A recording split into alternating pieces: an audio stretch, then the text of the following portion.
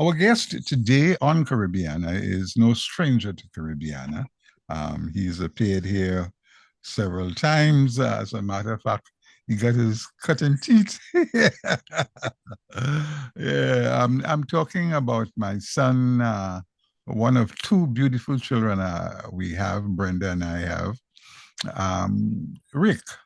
And it's a very important occasion, because during Rick's life, we nearly lost him because of COVID-19.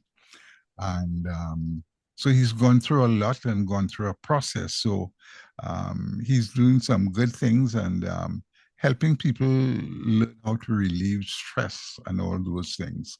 I think he needs to teach me how to do that, me and Brian. Rick, nice to see you, man. How you doing? Dad, how are you, man? Wow. I, Yeah. I, it's a joy to be here.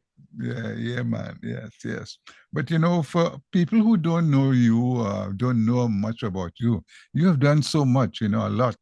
Um, you've been a journalist, you worked with CNN, CBS here in Washington, Philadelphia, Atlanta. Tell people about yourself, Rick Martin. Well, Dad, man, to talk about myself, is it would seem so self-serving, but the journey that I've taken in my life, my personal life, has been extraordinary.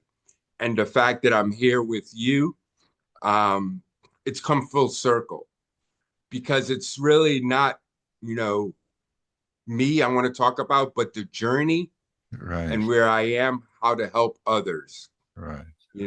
I attended University of Maryland, College Park, studied broadcast journalism. You obviously was my mentor, my father, my provider.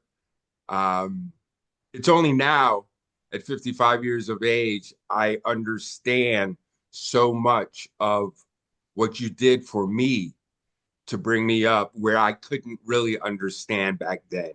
So I applaud you, Dad, and I love you. But not only me, we can't leave the general out because Yeah.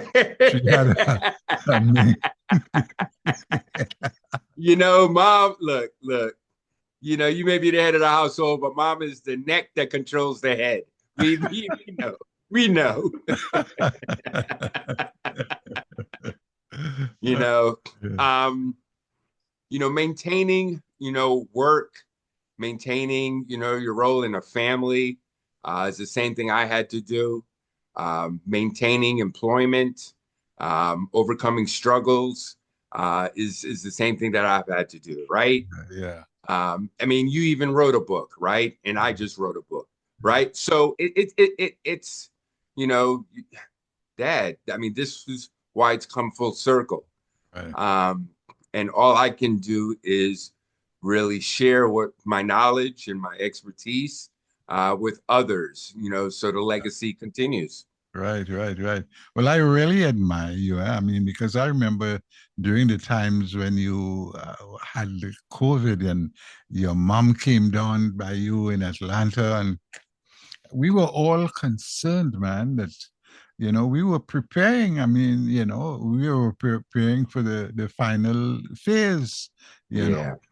But Well, go ahead. well, yeah. So, to clarify and not to clarify so there's, no confusion. Um, in a nutshell, because you asked the first question, my background. So I worked 14 years in local news, um, Washington, D.C., Philadelphia, Baltimore, local TV stations, returned back to Washington, D.C., working at WRC TV, worked at WSA, and my last stop was WJLA through September 11th terror attacks. Hmm. Got recruited to go to CNN, came to Atlanta, where I worked for nearly 12 years. Last as the senior news editor, specializing in breaking news coverage. Dad, every day I entered a newsroom, I learned the worst horrific experience of another person another family, and even a community Yeah. devastated by a natural disaster, say like Hurricane Katrina, or a horrible massacre such as Sandy Hook, um, school slayings. So, every day was death and destruction, and it took its toll on me. Right.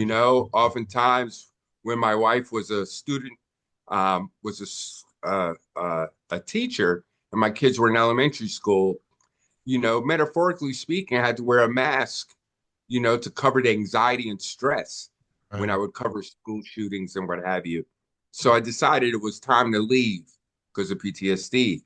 Went into local government where I was appointed as the director of communications and community relations for Douglas County, Georgia, a suburb of Atlanta. And that's where I was until COVID struck.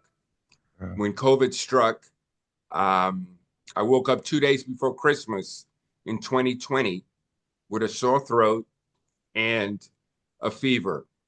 My wife was very concerned and wanted to take me to the hospital immediately because in 2019, I suffered sickness from the flu Yeah. and pneumonia in November 2019. Yeah. And that's where I was hospitalized for 8 days. And that's when mom came down Right. to visit because 2019, it was pretty rough, extremely rough. Yeah. Um, but there was nothing like COVID because in 2020, December, um, I was hospitalized 17 days, no visitors, no family, 5 days on a ventilator, being on life support. My family was told he's touch and go. And that's what I had to overcome, relearning how to walk, relearning how to talk, how to eat, how to drink, and receiving counseling to get back, which I still receive because I'm doing what it takes. Yes. I'm doing what it takes. Yeah. Yeah. Man, I tell you, boy, it's. I mean, you know, but you have always had something to do with man from your birth. I mean, you always had something to do. And I have to say that it's only God works in those ways. Now you're able to teach people. What do you tell people? How do you teach people to deal with this thing with stress? Well, Dad, I have to tell you, the last 3 years, and I've been on your show before, after I was sick. But what I didn't disclose was how a fellow friend of mine, an author, he's a novelist now, Jeffrey Blunt, um, he after checking on me when I was, left the hospital, he encouraged me to write about it. He encouraged me to write a story, Yeah, a memoir. He encouraged me to what I went through would be such a lesson for others to learn how to overcome. And what I decided at that point was, you know what? He's right. So I began, teaching something my wife and I had developed in 2009 called the laser system. And laser is the 5 strategies to manage stress and healing, whatever they may be. right, right, LASER is an acronym we developed where it stands for L, listen, A, assess, S, support, E, execute, R, respond. And I delve deep into all of those strategies because they combine to help anyone and everyone to get through difficult times of stress or right, healing from trauma they may have experienced. right, right, right. Man, I tell you, boy, I mean, oh gosh, man, oh, Dad, one of the things I learned too, while writing, as therapeutic and cathartic as it was for me, stress for me personally, and I'll speak personally, uh-huh, you know, it it allowed myself in terms of writing deeply to ask questions right, and dig deep. And what I learned throughout the process was, we all are going to deal with stress, but how I I mean, I had stress from birth. When Right. you and mom traveled from Trinidad in 1968 to a brand new country, a new home, never to have experienced Yeah. as large from the twin island of Trinidad and Tobago. I was born the next year. So I realized mom had the stress of new environment, new people, new employment, new systems of operation, and with the trauma of, civil rights leader Martin Luther King Jr., assassinated, Yeah. and the environment, um, there was nothing more stressful to deal with than what y'all dealt with. And with me born the following year, 69, with a birth defect and having to have surgery at 18 months old at Children's National Medical Center, that was the beginning of what I couldn't um, have expected. Yeah. The unforeseen circumstances of stress that applied to me, I dealt with and had to deal with, not by myself, but Yeah. with the support of so many others. And the key thing Hmm. that what began to help me heal is love. It's very simple. Love, Yeah. the love of my parents, which I still have, and I still have overcome. I mean, man, there's no better teacher than my mother and my father. And for those who don't have their mother or fathers, there is someone that can love just as much, but they have to realize that's what it is and identify to help them and ask for support when they need. Yeah, man. I tell you, I mean, and funny, doing all of those things, I doing those things, I never took it on in the way you are interpreting it, you know. We just was doing, we were just doing, um, but it's amazing to see what we have done with our lives, continue to appease to people and to deal with people even today. Having just celebrated 82 years of birth, I mean, it's a phenomenon, man, you know. It is. It's phenomenal to, be alive, to see you, Dad, to cherish mom, you know, every day living in Atlanta, every day I get to call you guys or text and check in. Yeah, yeah, There's nothing I feel greater than to enjoy the life I have. What I learned a lot about myself and the failures of my past is my commitment.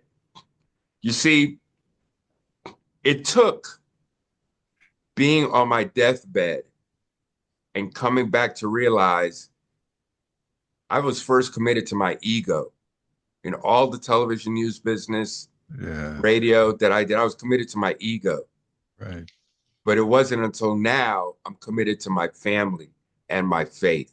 Yeah, And that's a powerful context to live in, yeah, being committed to your family and your faith.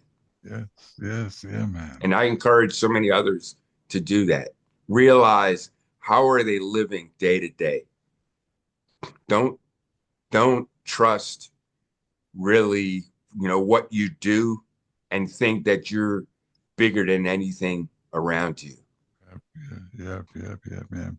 I could tell you one man who is no longer with us and was so proud of you, man, was Jim Vance of NBC. I mean, Yeah, yeah, yeah, yeah, yeah, yeah, yeah, man, yeah, yeah. Man, Jim was just one really of my heroes, you know, of course, along with you, Dad. yeah, I didn't realize how much of a hero you are to me when, Vance was, talking to me once as I sat on his couch in his office. And I remember the first time, we were just talking. I was talking to him about coming up in the news business, what it was like. And he's, giving me knowledge, just dropping it on me, And then I had no clue that he knew you. I had no clue until he said, "Yeah, I listened to your dad." And I was like, I was like, "What? You listen to him?" I said, "Yeah. Oh yeah. Yeah. Yeah. Yeah, man. I Yeah. dig that, man." And I'm like, "Cool, Vance, man." And I was like, "Wow, my dad's a hero like Vance. I didn't know that. Wow." I know. I'm Yeah. like, man.